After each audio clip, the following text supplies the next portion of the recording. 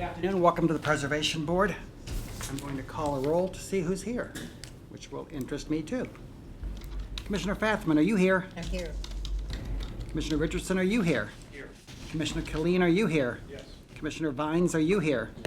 Alderman Vaccaro, are you here? Yes. Any other commissioners I overlooked? Well, if you come in, do speak up. Commissioners, look through the agenda and tell me if the order is the way you'd like to have it, and if anybody needs to recuse themselves for any of these items. Okay. Chairman, can I pause for a moment? I cannot hear any of you all. Sure.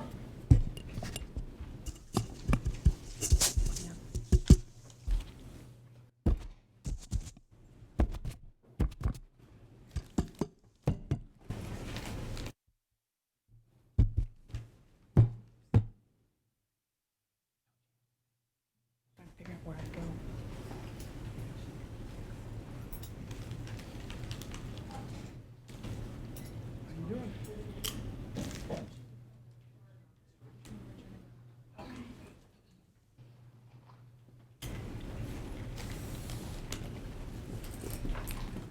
Ah, hello. Hello.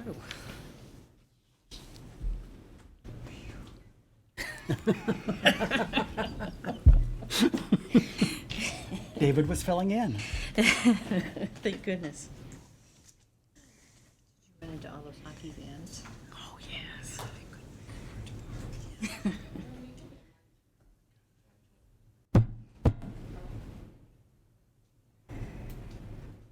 Donna. Donna.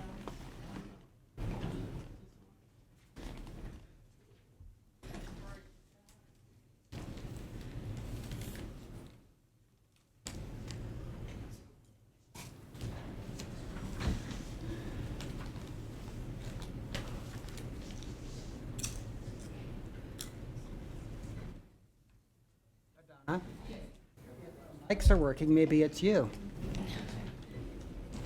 Story in the paper last week about the lady with the brown recluse spider in her ear? Scare everybody. Do you like spiders? I think it's this one. Would it be easier to move Commissioner Vines?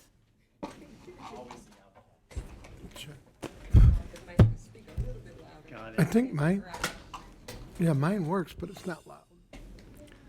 That was at my request, Alderman. That should be. You want to be the first person to request that. Okay. Okay, we're ready. There is a loose clip there. Okay, thank you all for your patience. We will begin the agenda. Agenda item A is 2908 Russell Boulevard.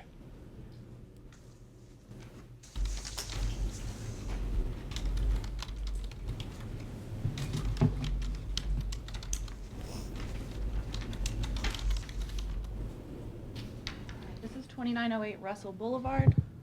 This is a preliminary review.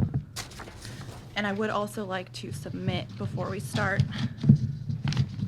The applicant has submitted four letters in support of his project, one from Aldermanic President Lewis Reed, and then one from Bill Brush, the president of the Compton Hill Neighborhood Betterment Association, as well as a packet that you guys did receive in an email, but I'll go ahead and give those out now. Okay.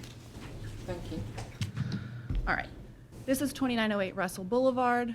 The preliminary review is to replace the tile roof with slate. It is located in Compton Hill, the local historic district, and the office received a preliminary review application to remove the extant original Spanish tile roof and replace it with slate. Both the existing tile and the proposed slate replacement will be variegated in color, and a portion of the tile has already been removed for a test patch without a permit. You can see here. Currently, the sections of the roof that are visible from the street have retained the original Spanish tile roof, while the non-visible street sections have been replaced with asphalt shingles. The applicant is proposing to replace the entire roof with slate. Pictures of the neighborhood for context. These are across the street from 2908 Russell. And then this is another tile roofed house, which is on the same side of the street, 2 houses down.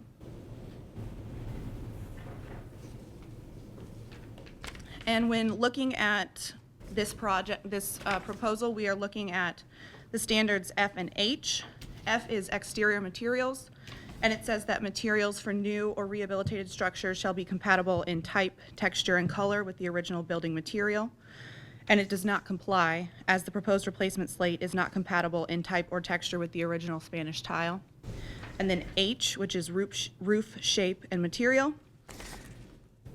It does not comply, as replacing the tile with slate would alter the historic appearance of the roof, as the two materials have different shape and textures. And although slate is an allowable roofing material per the standards, it is not compatible with the original roofing material. In conclusion, the Compton Hill standards state that exterior materials for rehabilitated structures shall be compatible in type, texture, and color with the original building material. Tile and slate are not compatible in type or texture, and this change will represent a substantial deviation in the appearance of the roof. Any questions? Questions from the right side? Questions from the left side? Alderman?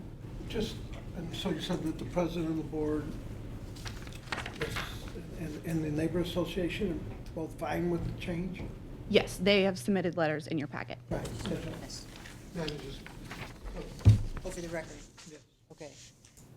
okay. Questions? Okay, thank you. Thank you.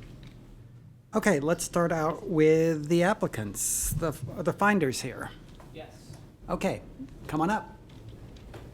Same time, unless you're going to testify against each other, in which case you should come up serially. My name is Philip Finder. Janelle and I live at... Finder. Yes, thanks. Finder. Looks like Finder. Janelle and I live at 2908 in Compton Heights. And I just wanted to thank you for your time. I know I put together a pretty lengthy sort of synopsis of the path that led us to this proposal. And I just want to thank you for any time that you put into assessing that. Thank you, Jeff. This seems to be a neighborhood effort. It has been, and I have been completely humbled by the level of support that we've had from our neighbors. So all of these folks here are from the immediate surrounding homes, and we have a few other support members from the Compton Heights Board present. So I just wanted to mainly discuss some of the contextual factors that have led us to this proposal. It's been a long time coming. We've put quite a bit of research into this project from the moment we purchased the home just over 3 years ago. And we were a little concerned about the condition of the concrete tile roof from the day we bought the house, but it was just so dang charming. And we really love this roof, and we have not for one moment considered the option of putting asphalt shingle on, just because most of the roof is just such a dominant feature of the facade of the home. I wanted to just clarify, just the front face of the home has the concrete tile on it. The back and side roofs sections are asphalt shingle as put on by the previous homeowner. And I wanted to make one correction to the position that the Cultural Resources Office put forth concerning the west side roof face is indeed visible from Russell Boulevard, and I do have a photo that we can get to in a moment. Let me jump in with the next slide, please. So I wanted to talk about the condition of the current roof, and it is extremely deteriorated. So it's over 85 years old at this point, and this was once a bright and colorful roof tile. It has experienced quite a bit of weathering over its lifespan, and what you're seeing is a lot of the exposed aggregate that has come forth as the cement has eroded away from itself. So what we have is a scenario where a lot of like moss and just really a lot of growth. It's like its own ecosystem essentially. So as you can see in this photo here, we have slipping tiles, we have fractured tiles, we have tiles with holes in them. It's really run its course. Next slide, please. This speaks to the coloration of the tile as represented by the sections of the tile that were protected from weathering by overlapping tiles. And you can see, I mean, we had a full spectrum, very characteristic of the 1930s. Next slide, please. From that point forth, essentially when we bought the home, we started our research right then and there, what would be a suitable replacement for the tile roof. And as an artist, I have an inherent sort of approach to these sorts of things. We don't have a large pocketbook, and I wanted to find a salvaged roof, let's put it that way. And I pretty much have exhausted my efforts. I did investigate into modern concrete tile, as you can see with this Boral example. And what I've found is that the profile shapes of these tiles simply do not have the same barrel shape as the original tile. Next slide, please. Additionally, the ridge and rake accessory pieces do not have the same historic character as the sculpted clay counterparts and also our concrete tile roof. Next slide, please. They use a lot of generic rake and ridge pieces that require the use of heavy mortar, which lends itself to a more Spanish tile aesthetic. While a lot of St. Louis homes, as you all know, have Spanish tile roofing, it's those distinctive accessory pieces that give it the character that we're also used to. Next slide, please.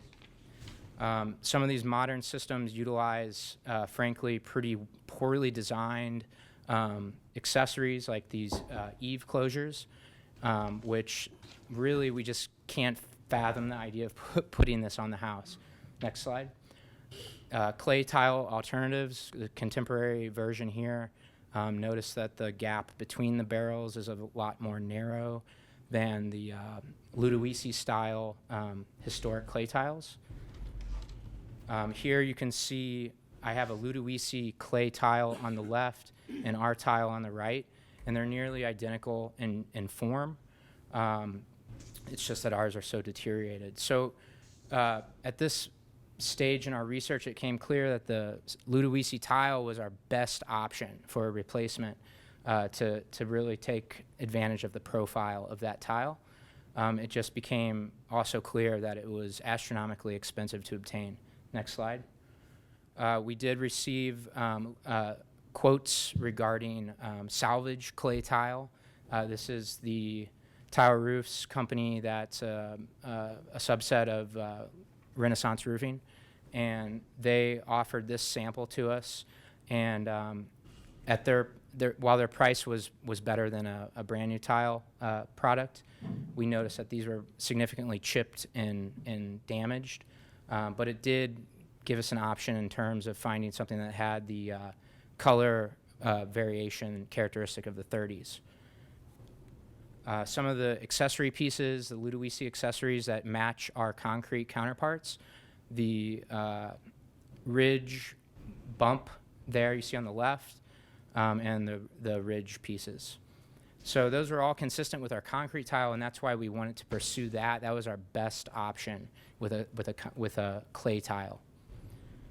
I also looked into other options. While this doesn't have the same barrel profile, what I liked about this concrete tile was that it didn't try to be something it wasn't, and unfortunately, this product is also cost prohibitive. So at this point, I just wanted to talk about our position that we're holding a financial hardship in this scenario. We definitely exhausted our options, and we got several quotes. We've referenced the advice of professionals, different roofers, Innovative Construction, the roofer that we want to use, Jeff Evans, who's here today. And we've really just kind of delved into the cost of these systems. If you'd like a synopsis of the expenses that we've come up with, you can look at the last page in the packet. But some of the quick numbers, just to give you a reference point, was roughly $22,900 just for the tile, simply for the front face of the house. Left beyond that is the cost of labor, other materials to get the job done, We have gutters that need to be replaced. We'd like to do that with copper half round. And then we have to replace the asphalt shingle on the back of the house. So the Ludowici was at nearly $23,000. The salvage Ludowici tile was about half of that. And then we still have that same cost of labor and everything else. It was also brought to my attention that our roof would be considered tough to work on because it's all cut up, as the roofers call it, referring to the dormers, the roof over the entryway, and on top of that, it's a very steep roof. So labor for this job is not going to come cheaply. So again, if you want to look deeper into the numbers, that can be found on the last page. But could you go to the next slide, please? Thank you.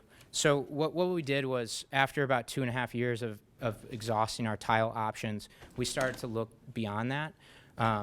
And that's when we found roofer Jeff Evans, who, after much back and forth about this project, he offered this inventory of slate, pulled salvage from a 1930s house that has the same architectural character. I think it has the same spirit of the house in terms of color, texture, a sort of variable layup. The slates are thick at the eaves, and they get smaller in scale, thinner as they go up the roof. So it's a very dynamic product, and Jeff Evans has unbelievably, very generously offered this product to us for a donation. We would just compensate him for his labor, and I would also work along with him to get the job done and keep the costs low. Let's see, what did I forget here? So we did put up a sample for the neighbors to consider. It just became clear to me that we should have had a permit for that, and I apologize. I only had the best interests of the neighbors in mind. Wanted to make sure that our choice here was something that looked good with the house, characteristic with the house as we thought. So we did put up a sample. It's been up since May. We've had a lot of feedback from people passing by on foot, more scheduled discussions with professionals. I consulted the architect Tyler Stevens down the street, who works for Core 10 Architecture. He sort of has been part of this since the beginning as I weighed options with him, and he thought it was a really good choice. What I have not yet mentioned was that we do have enough of the slate to put on the entirety of the house, including that western face that is indeed visible from Russell. Could you go to the next? A couple houses in the neighborhood that are within just a few years of our house with slate variable in color. Next slide, please. Again, this one's on Hawthorne. Let's see.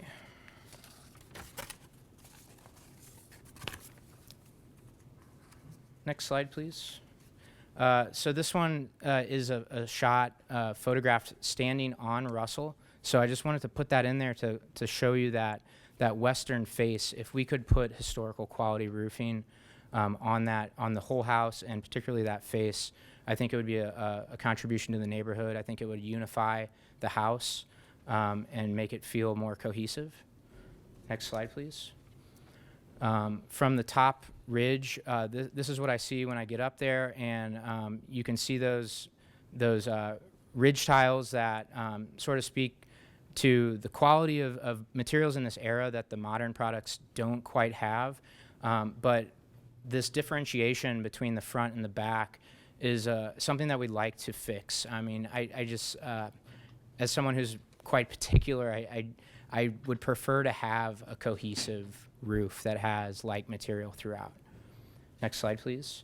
And again, that same point made here from the sides of the house looking up.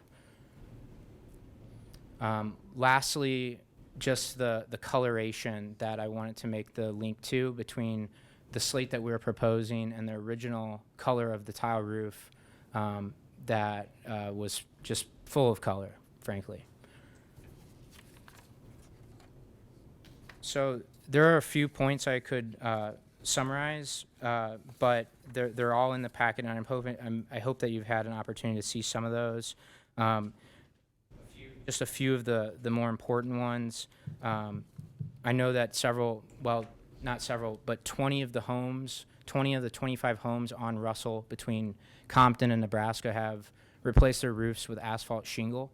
And while I know some of those may have happened before the historical standards were enforced or put in place, it is worth noting that this proposal does exceed the status quo in that respect. It is a fairly archival roof product.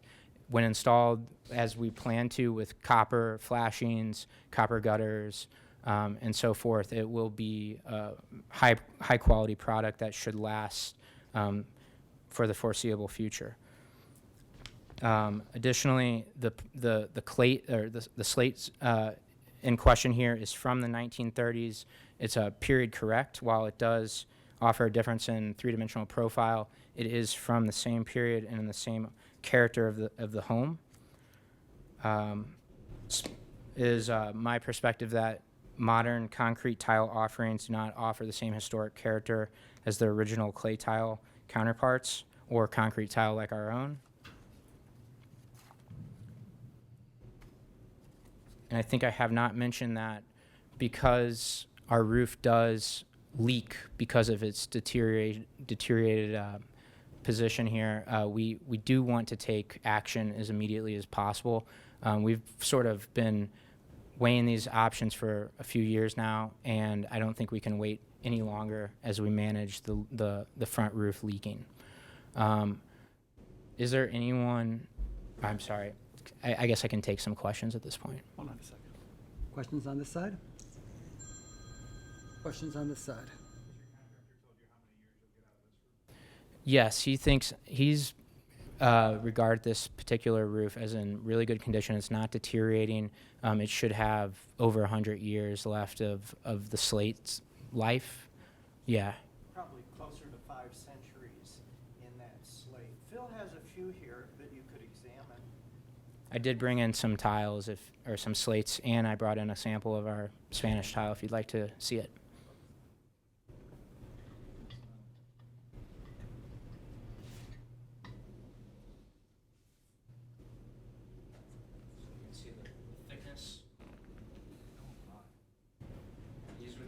Placed on the eave of the roof, and they get smaller as they go up. But it's a sound product. This is what we're dealing with right now.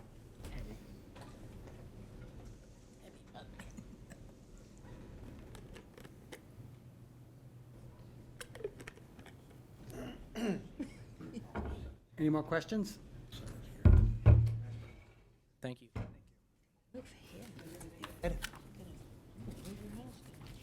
Beverly for the C Scribble, 2915 Russell. It's Cochran. Thank you so much. I live across the street from Phil and Janelle. It isn't. I'm sorry? What's all that stuff on the end? It's my address. No. What does that say? Cochran. Fine. Lawyers. Please continue. Okay, anyway, I live across the street from Phil and Janelle at 2915 Russell. They've been a real asset to our neighborhood ever since they moved in.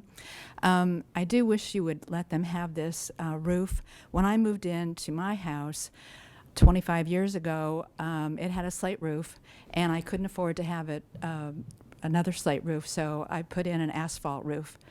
So there's one example. And also, the people next door to me at 2911, they have let their house go into disrepair, and I've tried desperately for the city to do something, and they haven't. So he and Janelle have been such an asset that I really appreciate them being there, and thank you so much for your time.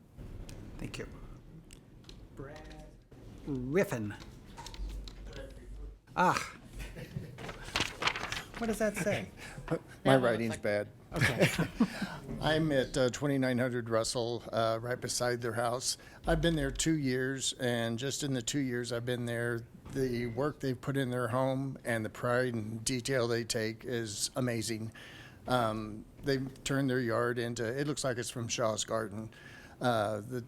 Seriously, the detail and pride they take, if everyone did that, there'd be no problems with homes in the area.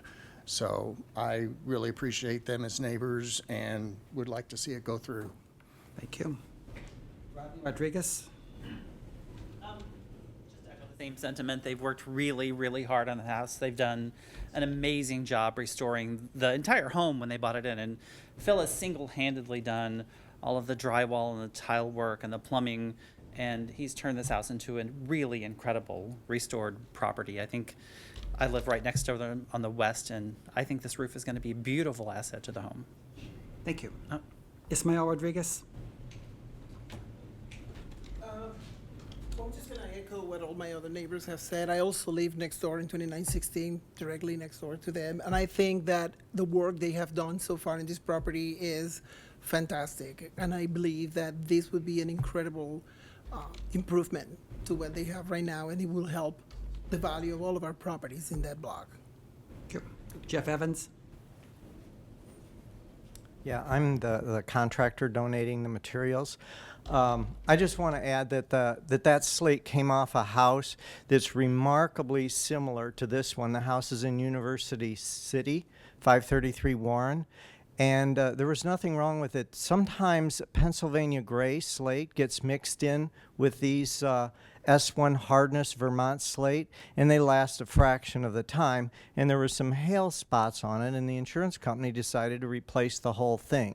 But it actually has about 500 years, as you can see by the thickness of that left on the slate. So I was just saving it for some special house that, you know, I've been in this work in St. Louis restoring turn-of-the-century houses for 40 years now, and I just love these kind of houses and what they can look like.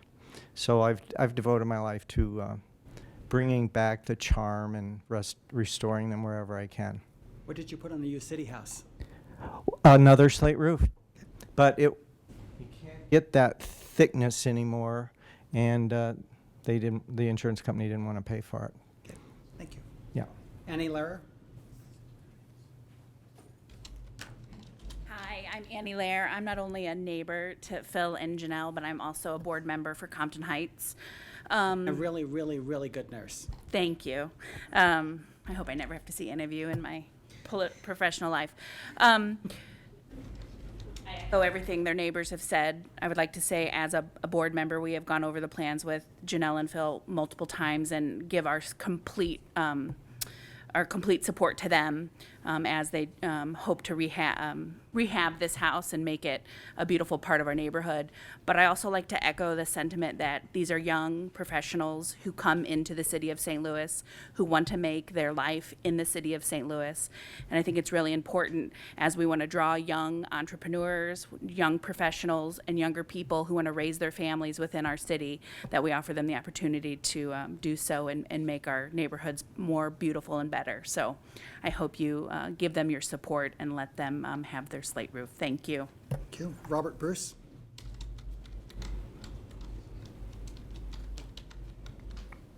I'm also a board member of the Compton Heights Neighborhood Betterment Association, and I would like to point out, when these plans were presented to the board, the detail which Philip gave you was presented to the board along with the materials that you've seen. And it was a board unanimous decision to support this for a lot of reasons. One, they're going to put the slate tile on the entire roof. He didn't show you the rest of the roof, but it is even more complex in the front. It's got all kinds of angles and bends and things. And the existing asphalt shingle roof is beyond its life also. And it doesn't look as good as this would look on the whole house. I was also the chair of the 7 neighborhoods that developed the Compton Hill Historic District, and it was on the writing panel for the current standards. And it was not our intent to block this type of improvement to the building. This type of tile is characteristic of buildings of this age.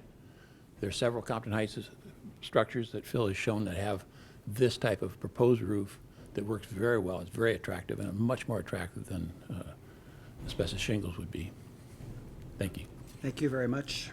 Commissioners, this concludes the testimony on this subject. Commissioner Fathman, have you got a motion? I would like to propose that the Preservation Board approve the preliminary approval to replace the original tile roof with slate as it does comply with the Compton Hill Local Historic District. Okay, let's clarify that motion. What did you hear, Commissioner Richardson? I actually heard her say it does comply with the Compton Hill Local Historic District standards, and I actually agree with her and will second it. You want to discuss it? Okay, motion made and seconded. Discussion, Commissioner Richardson? So, yeah, I have trouble with the staff report on this one because I think as the last person stated, the way I read these, it's clear that you can have slate, tile, copper, or asphalt shingles. And they're talking about what you can't do is you can't change the roof shape. And we're not changing the roof shape here, we're changing the materials, which can be changed to slate per H. And so I think Commissioner Fatham's motion is spot on, that we can allow these slate shingles without a variance, as they do comply with section H of the ordinance. Further comments by commissioners on the left? No, I'm in favor. Commissioners on the right? Commissioners, there's a motion on the floor that's been made and seconded. All those in favor of the motion signify by saying aye. Aye. Opposed? Motion carries. Commissioners, we're going to take a 2-minute break. The Preservation Board is back in session, and Commissioner Robinson has arrived and is being marked present for this discussion. Agenda item B is 37 Westmoreland Place.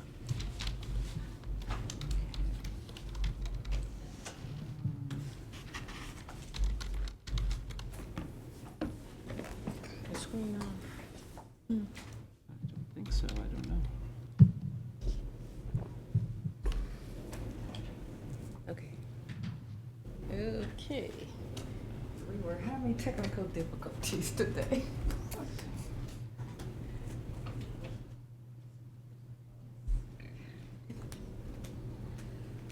Oh, I unplugged it. Oh, Sorry. okay. We fixed it, Adana. It's not over there. Okay. Sorry, I unplugged it Oh. to put in his power cord.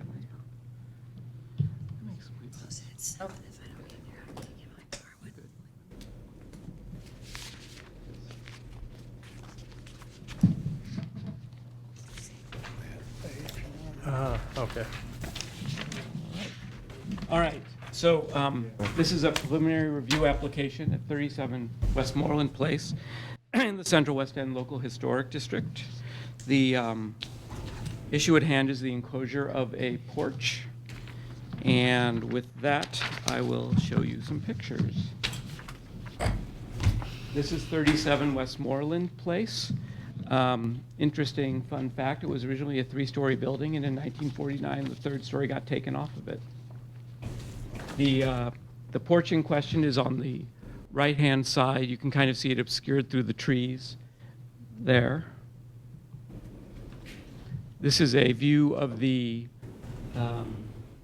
site plan, or not site plan, but the location map, just showing that this is a couple parcels in from Lake Avenue. This gives you a better view of that open porch. And even a better view of the open porch.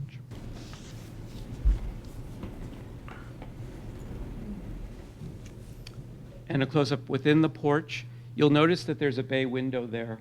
I'll come back and talk about how the standards speak to that in a moment. Now I'd like to show some slides of the plan. The applicant has come in with a couple different versions of this, worked with the staff on it. The original proposal would have put the walls of the enclosure sort of running right into the middle of the columns. Per consultation with staff, they have agreed to move that to behind the columns, and you'll see that in plan in a moment. As you can see, there's a tripartite design system here with a bulkhead, a large window in the middle, and then a transom window on top. This is a view of the east facade, the long ways kind of perpendicular to the street. This is a view of that same elevation as it is today.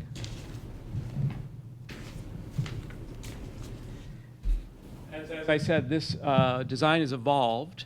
I realize this may be a little still hard to read, but the design on the left-hand side shows the wall of the enclosure going smack kind of into the middle of the columns. And the design on the right-hand side, you can see, has that wall slightly behind the column. It will tie into the column in a couple of places, but it will be much less intrusive in its effect on the column itself, and it will sit back further from the column, which is beneficial in a couple of different ways, which I'll get to in a moment.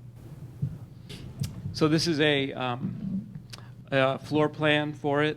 So the columns are a little bit hard to see here if this thing is going to work, but you can see there's a column there, a column here, on either side of the door, and a column there.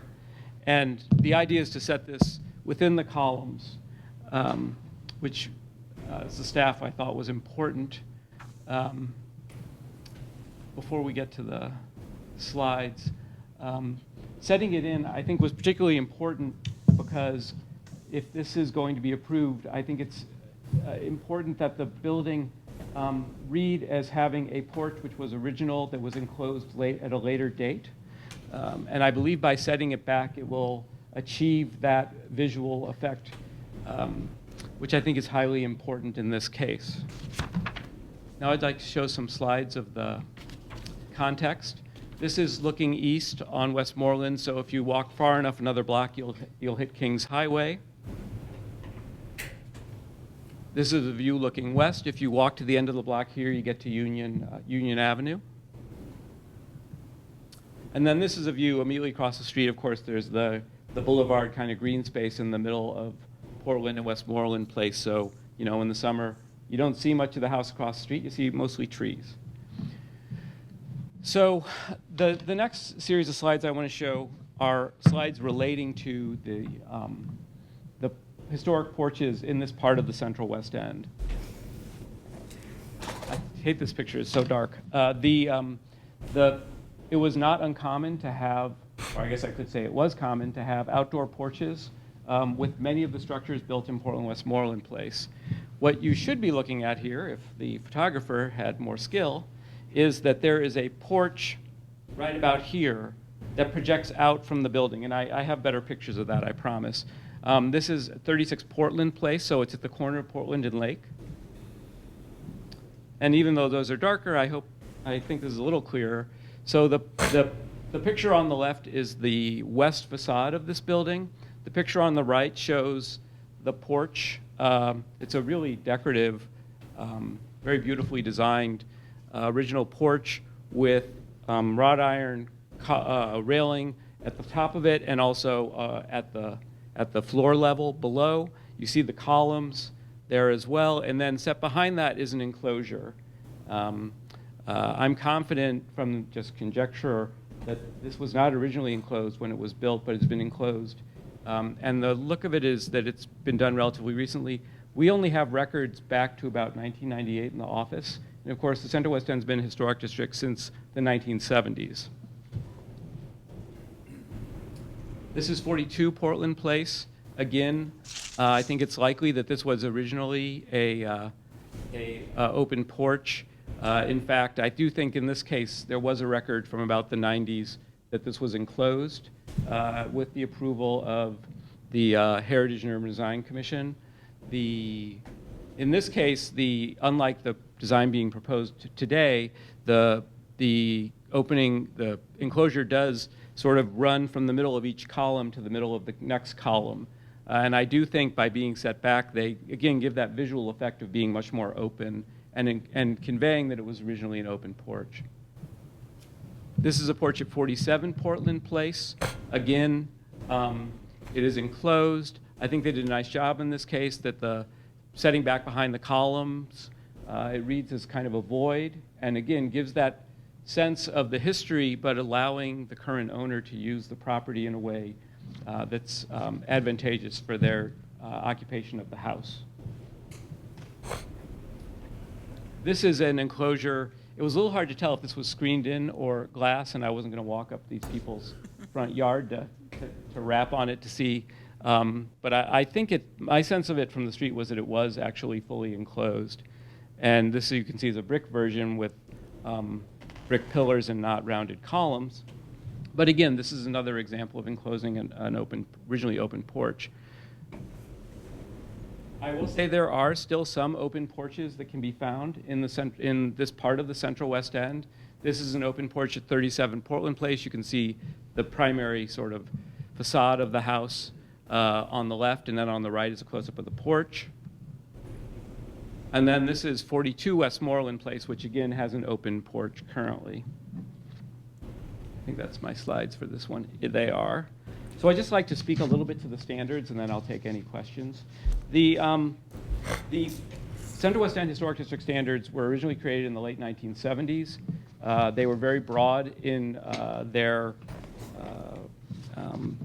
writing in terms of what could or couldn't be done on a building, left a lot of room for interpretation. And that's when I think a lot of these enclosures actually happened. There have not been any enclosures, as far as I could tell, since the new standards were put in place in 2013. And I know the neighborhood folks worked very hard on these standards that eventually were, with the help of the alderwoman and the neighborhood support and the work of our office were put into ordinance. And there was an opportunity here to specifically prohibit enclosure of street visible open porches. And the language is not nearly that direct. There's language that really, I think, speaks to the idea that you shouldn't take porch elements and remove them or modify their profile or cover them. But there really isn't language that directly speaks to the enclosure of porches. And as such, I didn't feel comfortable in just saying that this was prohibited, since so many porches have already been enclosed, as you've seen here. I do know that the alderwoman is aware of this application today. I have had no communication from her, positive or negative. The neighborhood association, I know, is aware of it today, and they are not here in opposition to this project. They are also not here speaking in favor of the project. So the only other thing I want to mention about the ordinance is there is language about obscuring architectural details. And I think the one place where this does run a little bit afoul of the ordinance is the bay window that we saw on the porch. There's no plan by the applicant to change the bay window, and I think their architect can speak to that. But it is undeniable that once this porch would be enclosed, you would not be able to see that bay window. It would be obscured.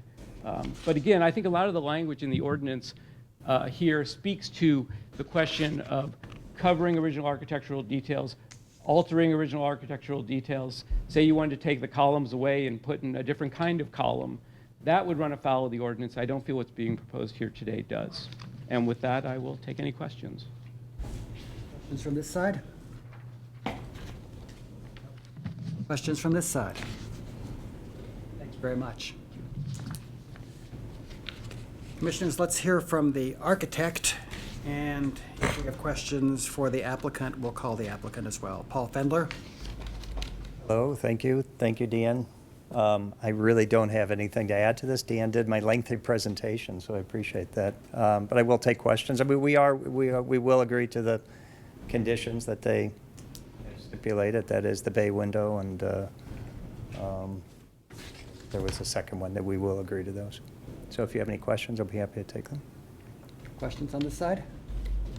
Questions on this side?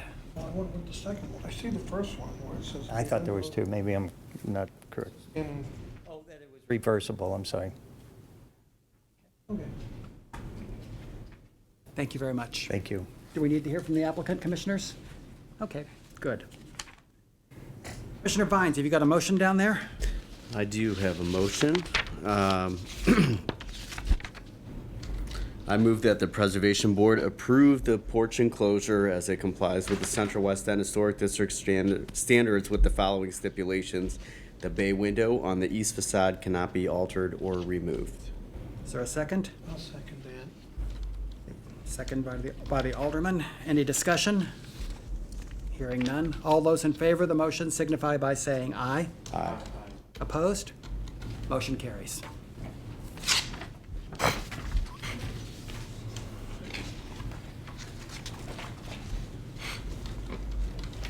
Hold 1 second.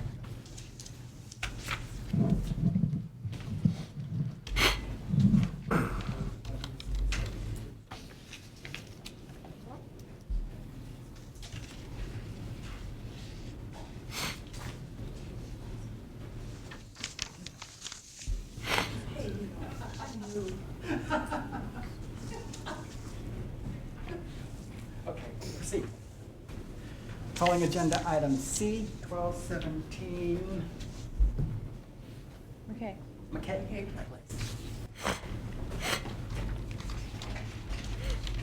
This is a street I haven't been on? All right, so this is an appeal of the director's denial. Oops, I'm sorry. Let me just clarify one thing. Commissioners, we are now sitting listening to appeals of denials. We will proceed as an administrative hearing. I will ask staff to introduce all the material necessary to build a record, the same with the appellants, and I would ask each speaker to testify that they're going to be telling the truth. Bethany Moore of the Cultural Resources Office, I swear to tell the truth.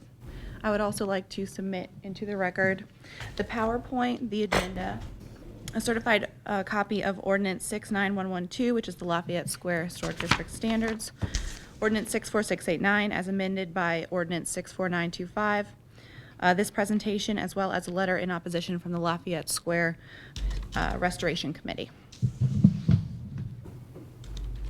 Thank you. All right, this is 1217 McKay Place.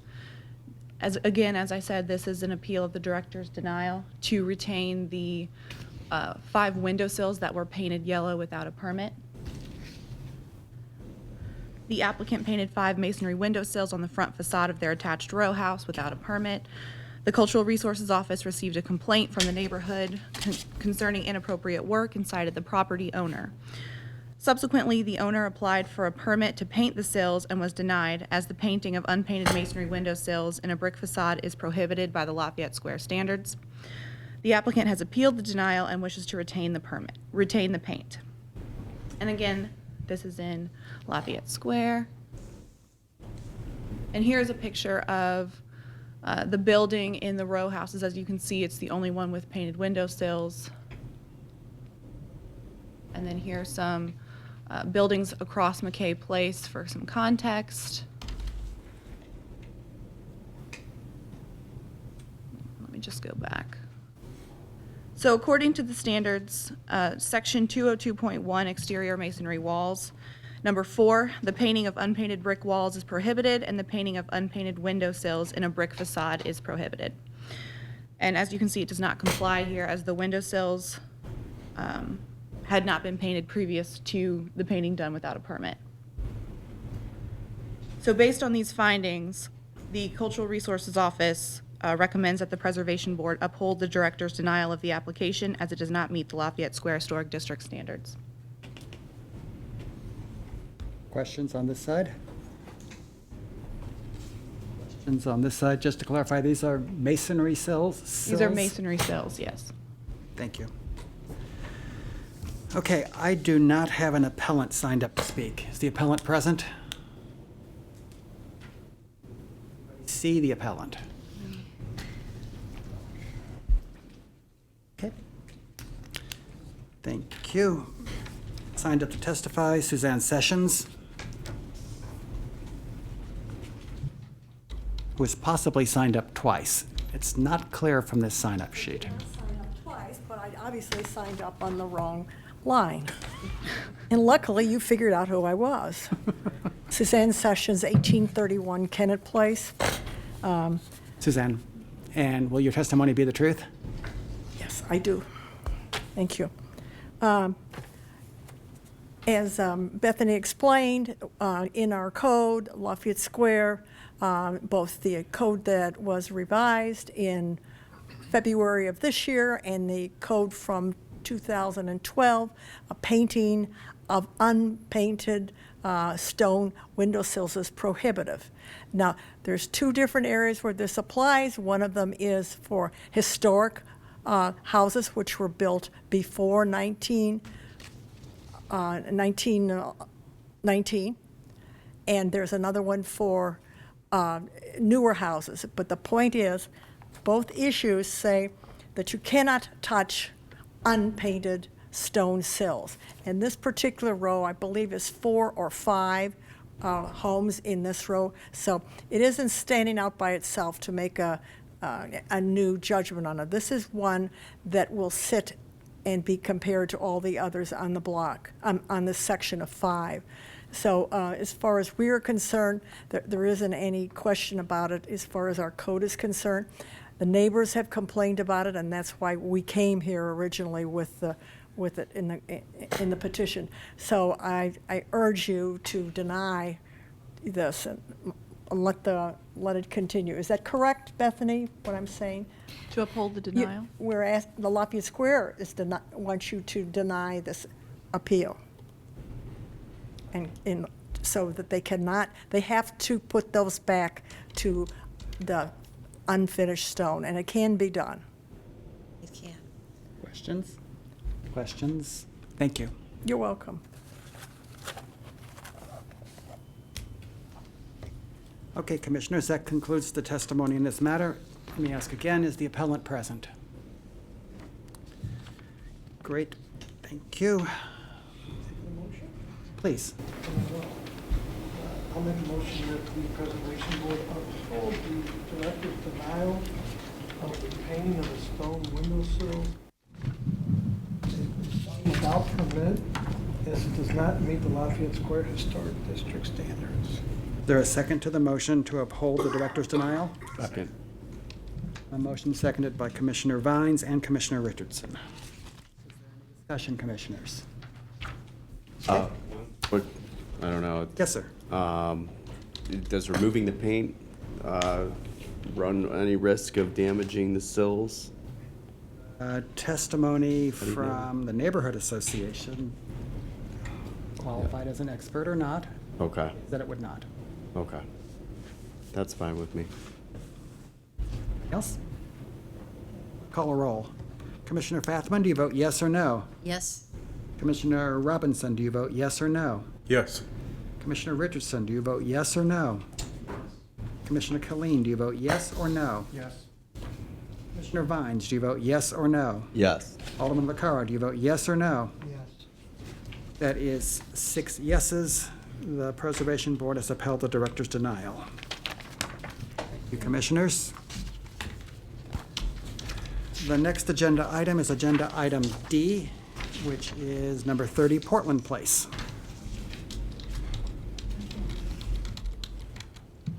I'm Bethany Moore of the Cultural Resources Office. I swear to tell the truth. I would also like to submit into the record the PowerPoint, the agenda, this presentation, a certified copy of Ordinance 56768, which is the Central West End standards, and then Ordinance 64689 as amended by 64925.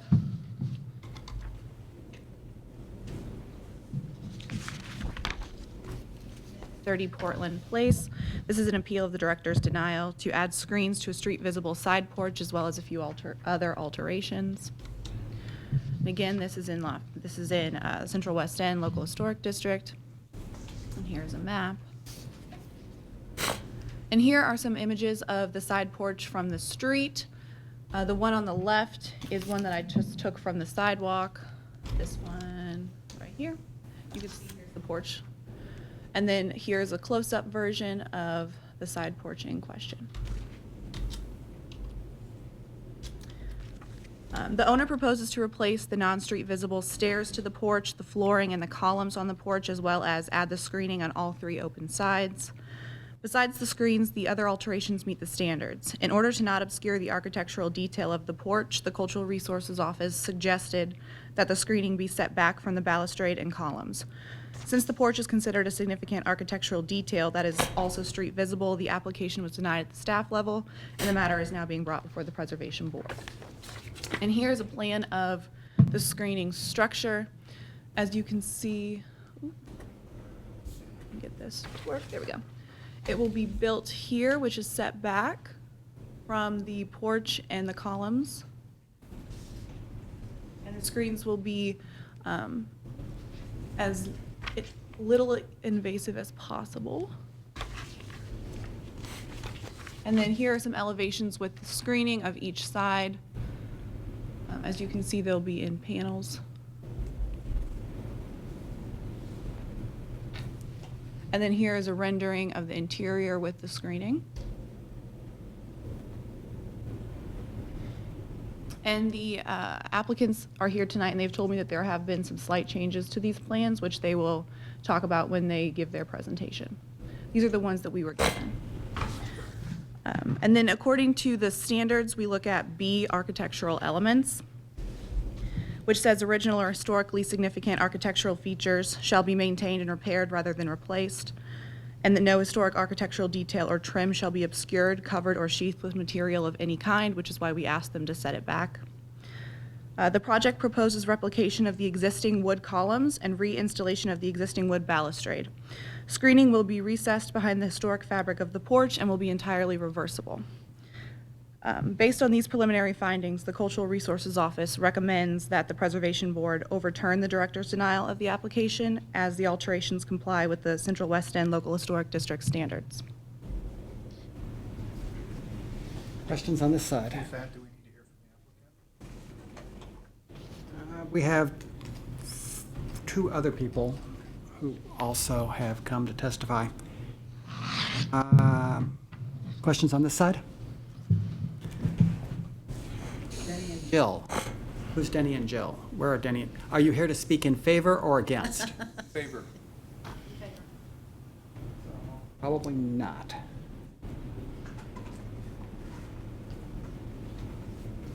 Do we need to build a record? Is there anybody here opposed to this? Other than the director? I think we just move forward. Okay. Commissioner Killeen, have you got a motion?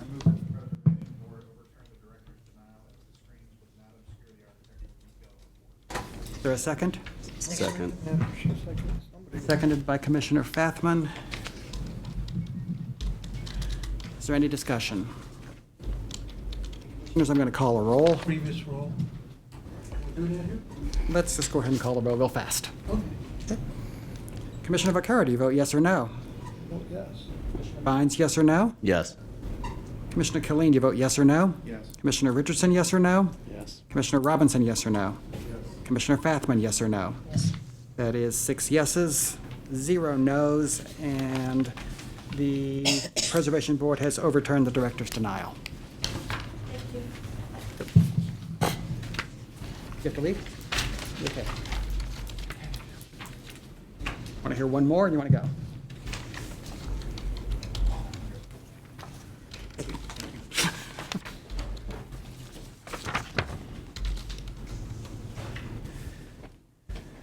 Okay, Commissioners, next up, agenda item E5633, Botanical.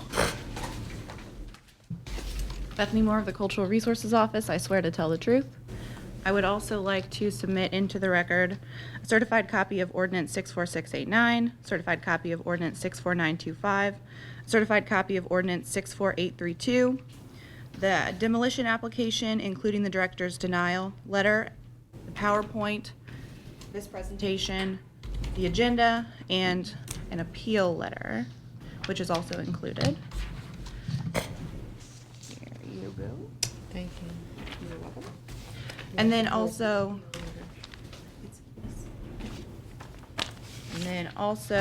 I have been given letters from the Hill 2000 Neighborhood Association in support of the development, and it's dated April 16th, 2019.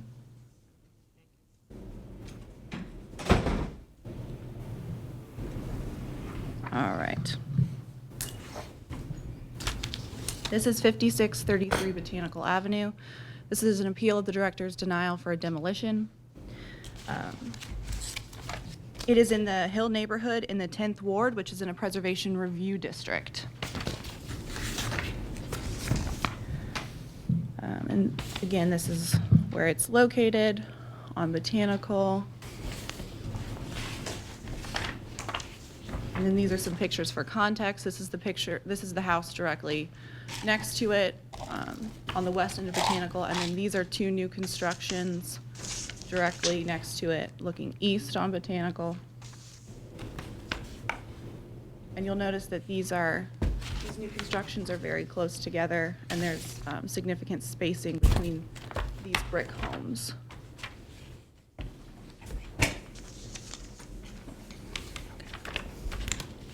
And then these are the houses directly across the street from Botanical. As you can see, there is a variety of architectural style, but all of them have reached an age of significance to be considered for the National Register. And this is both sides of the street looking east on Botanical. As you can see, they are frame homes, mostly intact in this section without new construction. And then if you go more towards the western end of Botanical, there are a few new constructions sprinkled in between the homes which have reached significance, as you can see with this one, and then this one right here. And again, here's just another section of the street showing a new construction next to historic homes, and then some historic homes right here. And this is the plans that we were given for the proposed replacement. It is a single-family home. The owner applied for a demolition permit with these plans to demolish the existing building and put a new construction in its place. The owner sent our office plans for the site, which are the same as the plans for 5126 Daggett. And I went and took a picture of that just to give you a better idea of what it would look like. This is also in the Hill neighborhood.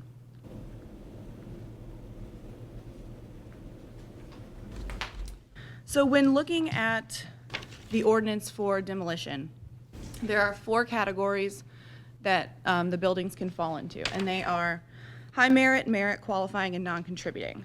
Our office has determined that this building is a merit structure due to its unique architectural style that is not often found in the city, but rather in more rural areas. The definition of merit is contributing to an existing or potential city or national historic district, or having a unique architectural style. And we do believe that this building has a unique architectural style. The ordinance then goes on to specify that demolition of merit or qualifying structures shall not be approved except in unusual circumstances, which shall be expressly noted. We do not know of any unusual circumstances.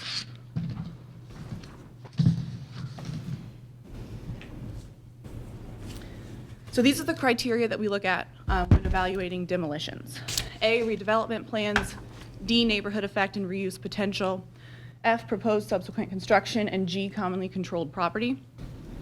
A and G do not apply in this situation. It's not in a redevelopment plan. So we will be looking at D and F.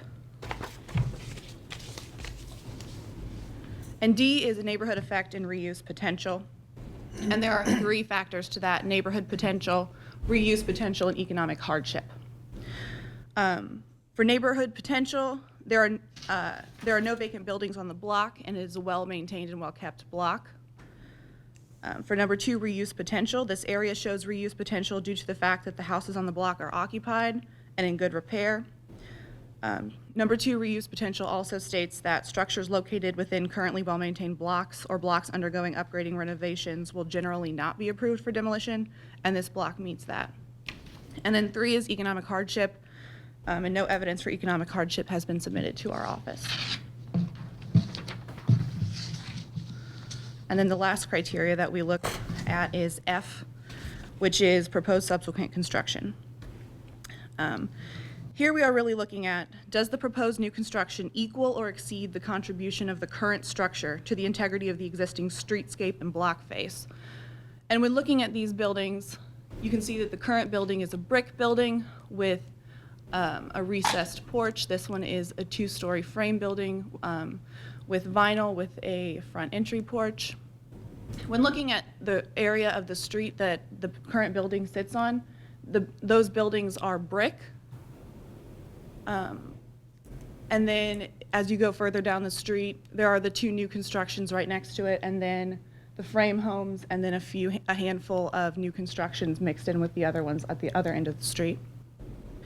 And then we also look at, will the proposed construction be architecturally compatible with the existing block face?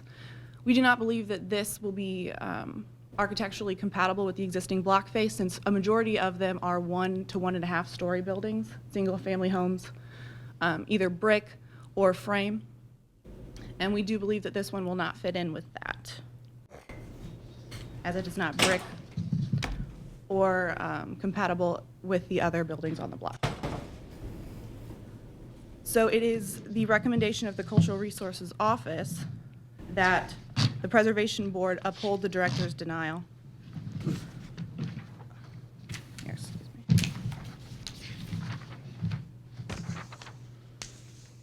As it does not meet the criteria for demolition approval in Ordinance 64832. Great. Questions on this side? When was the last time the existing building was occupied, and do we know the condition of it? I have pictures. The owner is here. When I did look on Google, it looked like it was occupied in 2016, but he could probably answer that better. Thanks. Thank you very much. Okay, the appellant is present. Tell us your name, please. Chris Pagano. I've never done this before. I've been in business 30 years. And we've torn down probably 8 homes on the hill, and we've always had to submit a plan, and it's always been approved, no big deal. Let's get you, So- let's get you under oath. Is your testimony going to be the truth? Yes. And what is your address? 1924 Edward Street on the hill, St. Louis, Missouri, 63110. Proceed. It's always been a formality that you send in a plan and they say, okay. So the plan that she put up there is not necessarily the home that we will be building there, because we'll try to build custom homes for our clients, and we'll sit down and talk to them. There may be some brick on there, there may not, but I really believe there'll be front porches across the front of the homes. Pretty consistent with what's in the neighborhood. The home next door was torn down to build this new house. When we called the city, because I didn't just buy the house thinking that this was a slam dunk. I went to the Hill 2000, I went to Joe Valmer, and we actually called the city for tear down, and they said it's not a problem. They tore the house down next door. They've torn down 6 to 8 homes on that street. So, didn't know, okay? So I apologize for that, but we paid a lot of money, and we were gonna put 3 houses there, and the neighborhood association, or the neighbors wanted 2. So I've succumbed to agreeing to build 2, but right now we're not building anything because we're sitting here with the houses. You wanna start that? This is the lot. No, go back, I'm sorry.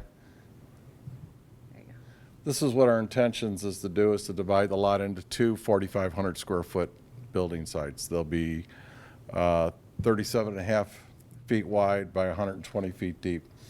The homes will have at least 3 bedrooms, 2.5 baths, and an oversized 2-car garage in the rear off the alleyway. Go ahead, I'm sorry. Okay, go ahead. That was the house next door that was torn down previously.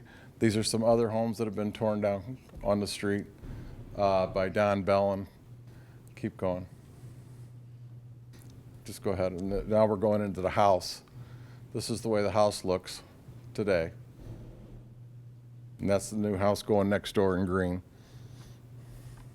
They've already added an addition across the back, that whatever that thing is, I don't know, some kind of a porch or breezeway. And that deck is in disarray. This is the front concrete, the retaining wall, and the sidewalks going up to the house. And the stairs are coming apart. Go ahead. You can flip through those. This is the inside of the residence. Go ahead. Those are the stairwells, which I don't even know how you'd ever get them to be past code the way they are. But you can go ahead and keep flipping. This is the basement. There are some, I don't know, the lower one, can you see they patched some 2x6s or not 2x6s, 2x10s by putting a 2x4 across there to hold up the floor joists, because the floor joists are sagging real bad. This is some more of the basement. This is that outside addition and porch, the shape that it's in. Go ahead. Some more.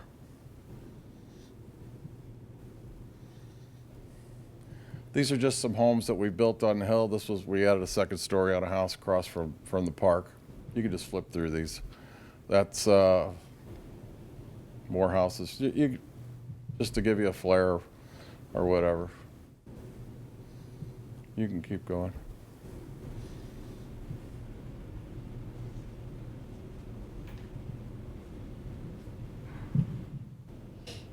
That's all I had for a slideshow. I had no idea what I was going to be, what kind of information you were looking for, so I apologize. I could have brought you some other houses that we build that have brick facades and all kinds of stuff. I had no idea what to expect today, so I apologize. Okay, do you believe that you have introduced a case asking us to overturn the director's denial? Yes, I do. That And- house is pretty much uninhabitable. It has some structural issues with it, and we would like to build 2 new homes there that I think would enhance the neighborhood. And I kind of disagree with whatever you call it. If you go down and drive the block, I'll be more than happy to do it with anybody on this board. All right? There are small 800 square foot houses on that block, and we're going to be building 2 new homes that will sell between $485 and $550, and there'll be 3 bedrooms, 2.5 baths or bigger, and they'll all be brand new. And I think it will actually accentuate the neighborhood. I've talked to the neighbors. The thing that they didn't want was 3 houses on 25-foot wide lots. And that's another thing I'm confused with. The city wanted density, density, density.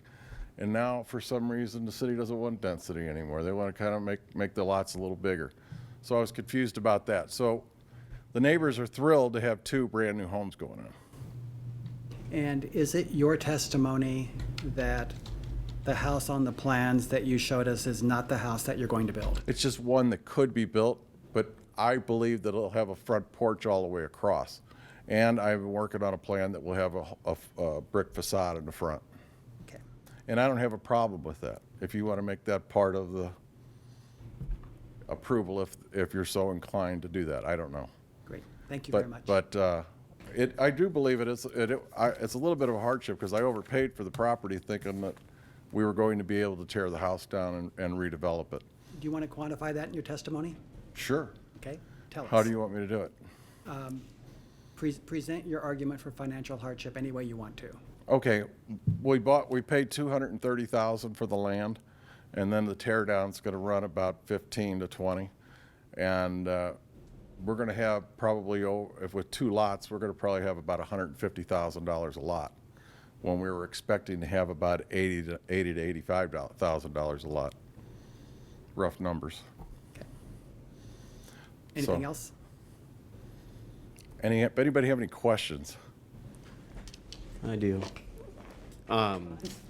Was there ever any consideration of rehabbing the home? A lot of, the photos that were presented, to me, it looked messy. Certainly being on this commission, for the length that I have, we have seen many homes. Oh, I'm sure. That have been in far worse shape than that, and Well, that house successfully- is 1,500 square feet. Mm-hmm. Okay? It has 1 bathroom. I don't think it is conducive for the size of house for families that want to live in the neighborhood, that have been buying the homes that we've been selling. I don't know if that helps my answer. I don't know if that gives you the... I guess. But I do think it has some structural issues. And could all those things be addressed? Sure. But you're talking about selling a house for $500,000 to $600,000, and it's going to be tough. Thank you. On this side? Just- Alderman? So you talked to Joe, and he's. Joe's in favor of it. Right, and I see the, Yeah, I didn't take it lightly. Joe told me to go see Hill 2000 first. I went to Hill 2000, they approved it. right, I see that. Okay. I went around and talked to the neighbors. They said they only wanted 2 houses. So I went back to Joe. I said, Joe, I'm just going to do 2 houses. Okay. Joe said, I'm thrilled. Thank you. You know, he was appreciative. I know that sounds crazy, but he was, because he doesn't want to have the neighbors upset. He wanted to have the neighbors happy. And if I would have known that we should be bringing people here to talk about wanting the project, I would have done that. I just didn't know anything about it. As I said, I've never done this before. But I don't think we're hurting the neighborhood. I mean, there's houses on the hill torn down every single day, you know, and it's a good neighborhood, and I don't think we're hurting the neighborhood by doing what we're trying to do. For my part, I'm fine with it. Okay. Tony, question? No.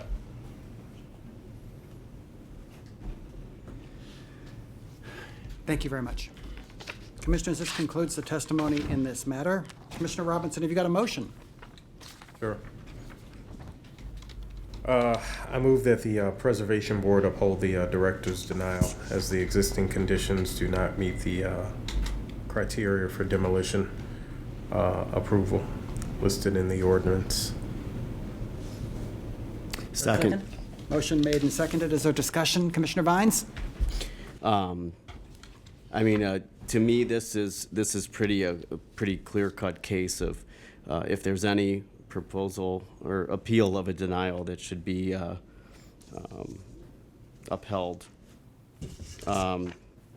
Sorry, if there's any denial of a demo permit that should be upheld, this was a perfect example. This building is a handsome-looking building. It looks like with some TLC and the right kind of investment, this could appeal to all kinds of buyers who are interested in historic homes, especially in a neighborhood like the Hill. I think there's a great deal of reuse potential for this house, and I do not feel comfortable approving any kind of demolition permit when it's not clear what the replacement will actually be. We could wind up with a vacant lot. That's a possibility. We could wind up with a McMansion that you see in the suburbs. And that, to me, is not a suitable replacement for a building of this vintage, of this kind of construction in this urban neighborhood. Commissioner Richardson, any comments? Yeah, I think that's the problem I have, is that we don't know what the proposed subsequent construction is going to be this time. Commissioner Fathman? I agree with both. Alderman? Well, it might become more of a question, but can we hold off like we did once before and have him come back with an absolute, this is what the houses are gonna look like, and then base it off that? Because, again, it's Hill 2000 and the aldermen are fine with it and the neighborhood's fine with it. I mean, they just tore down a big foundry and they put all new modern everything in there. I think, you know, got, you know, I mean, he would have more in this than some. I don't think we should be denying it. I think we should try to have him come back better prepared and, you know, maybe show us exactly, maybe we can work on getting something, we can work with them to get something, maybe the front's brick, you know. I just think denying is not right in my mind, but whatever. Commissioner Robinson? I'm sorry. So let's start with let's go with what the alderman is saying now, just for a second. So this is currently a director's denial, correct? So he could appeal back to the board, or no? No, if you all deny this, then he can request review it by the planning commission. But the staff will have denied it, and then this is the appeal to the board.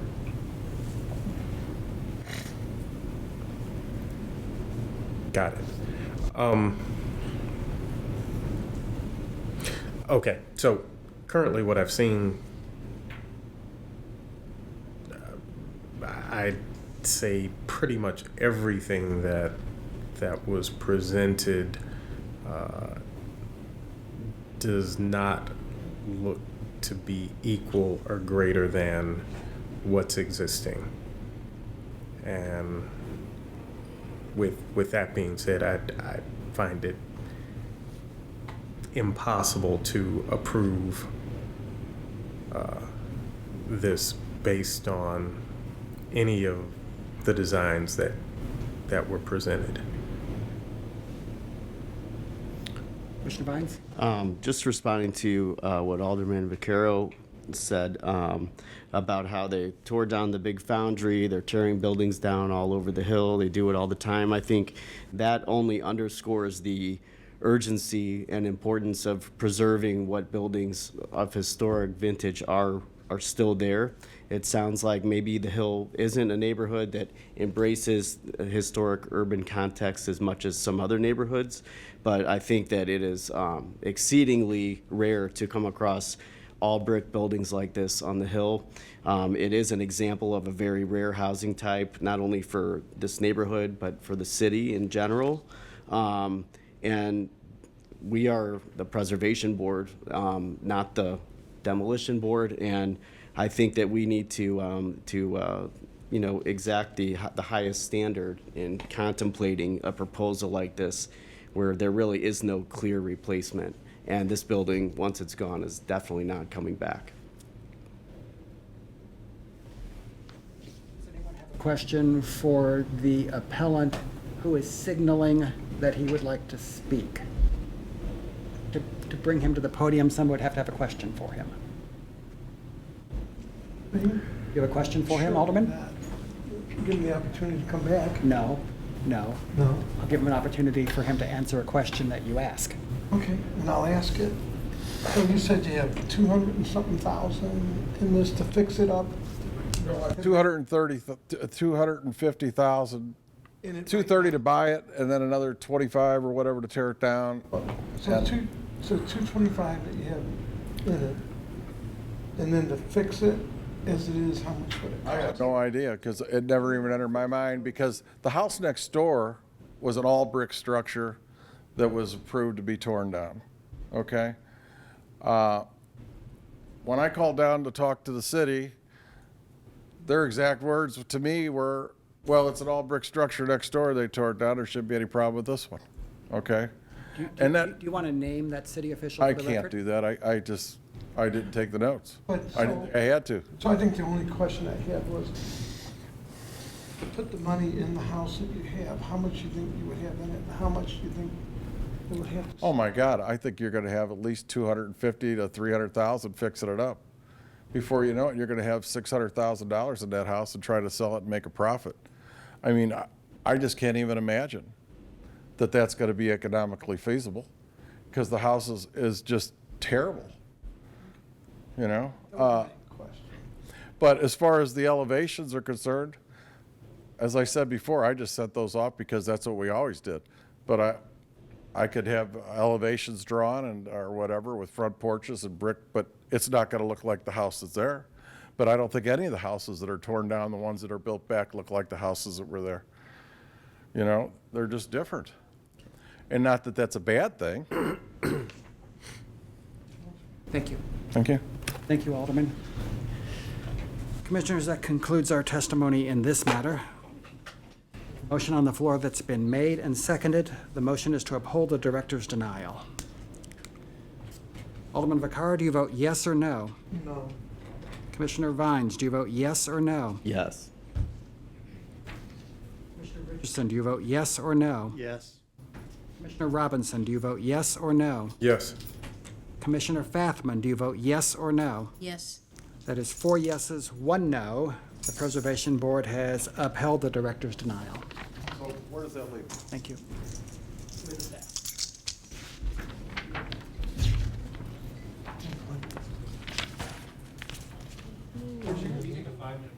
Yes, we'll take a 5-minute break. Sorry. F4001 Botanical. Balls unless they are. Alderwoman Annie Rice. So, Doesn't Dan have to present Decoration. first? He does not. Okay. It's gonna be, I'm learning as we go. Hold on one second. Alderwoman? Hi. How's it going? All right, do we need me to swear it in as well? Yes, please. Oh, right. What is your name? Annie Rice, Alderman in the 8th Ward. Is your testimony going to be the truth? Yes. What have you to add to this matter? So I'm in support of the new retaining wall. So I would support the overturning of the preservation director's the director's decision on this one. Mr. Brunson, who owns 4101 Botanical, has an impeccable property, is one of the best maintained in the neighborhood. He has the supports of the neighborhood association on this, and I always ask for my constituents to go to the neighborhood association first, since the historic district standards come through them, and I believe it was pretty unanimous supporting this. So what's happened at the moment is when he bought the property 20 years ago or so, he'll specify to that, 26 years ago, there was a retaining wall on the property. So it's a corner property, and Lawrence Street that goes north-south next to it. It's a northbound one-way there. The railroad ties are starting to disintegrate, and he was in the process of replacing those when he was cited by the city for needing to fix the retaining wall. And so in the process, he'd already engaged the contractor and wanted to replace it with stone so this doesn't become a recurring issue there. And so because he's replacing it with stone, then it's come before preservation. I know that retaining walls are not necessarily favored under the historic standards, but this is a really well done one. It goes with what was at the house when he purchased the house. So it's been there for at least 26 years, if not longer. So to me, it's a lot more of a maintenance than it is a full-on. If this was a new retaining wall, we'd be talking differently, and I probably wouldn't be down here in front of you. But as this is just the replacement of one that is there, I believe it's going to be done really well. He's always done really quality work on the house there. So in support of this. Thank you very much. Yeah. Dan Krasnoff?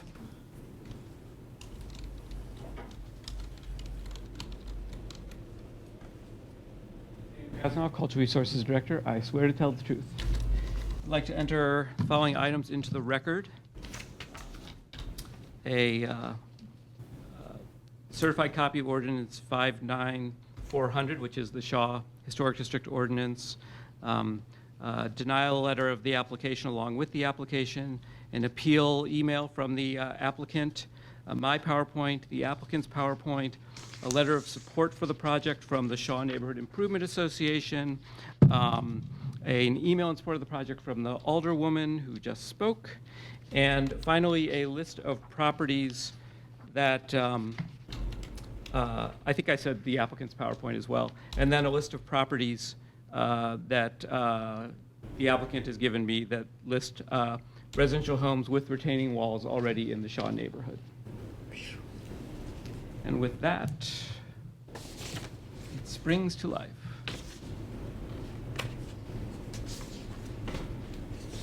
Oh, I see.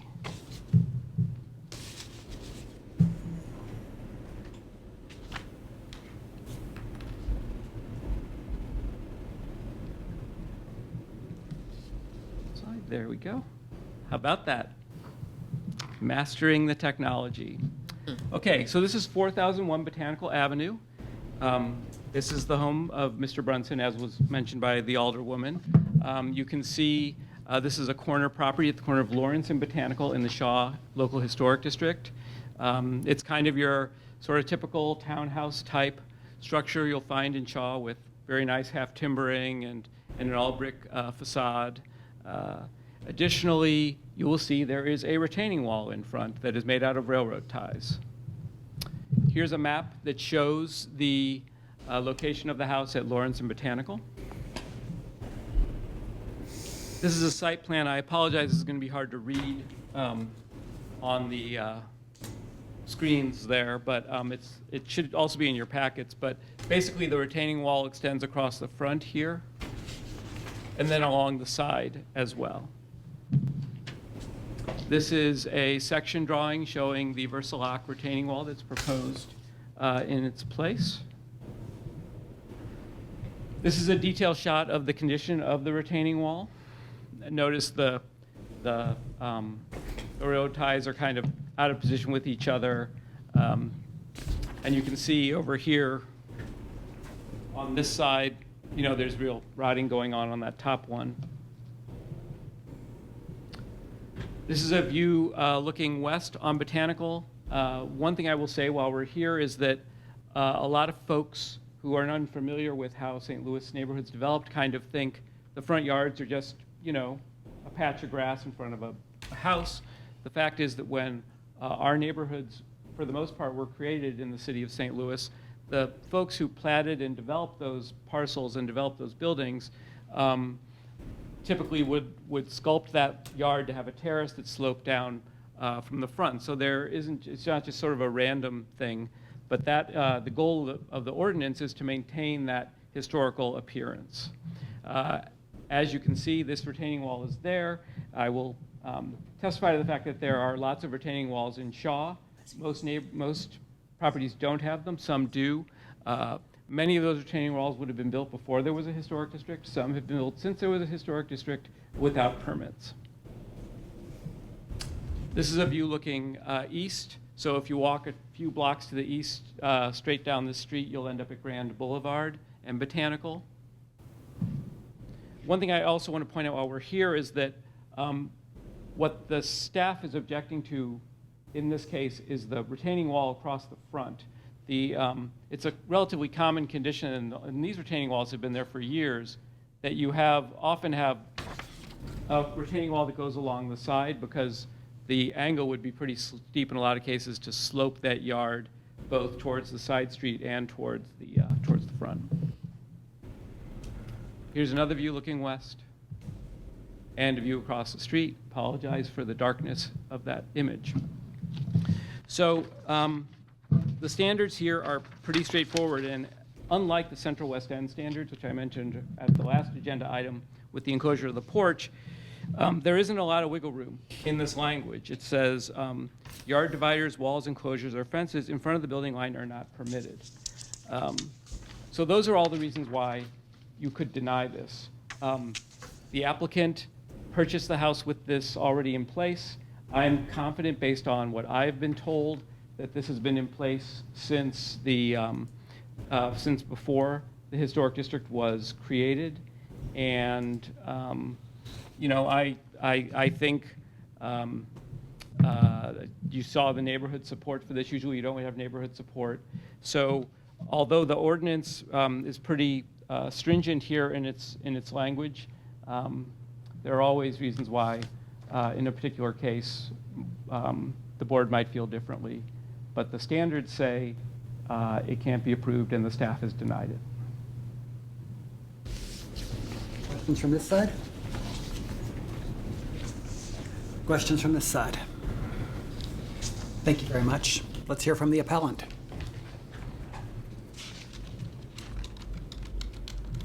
Thank you so much for your patience.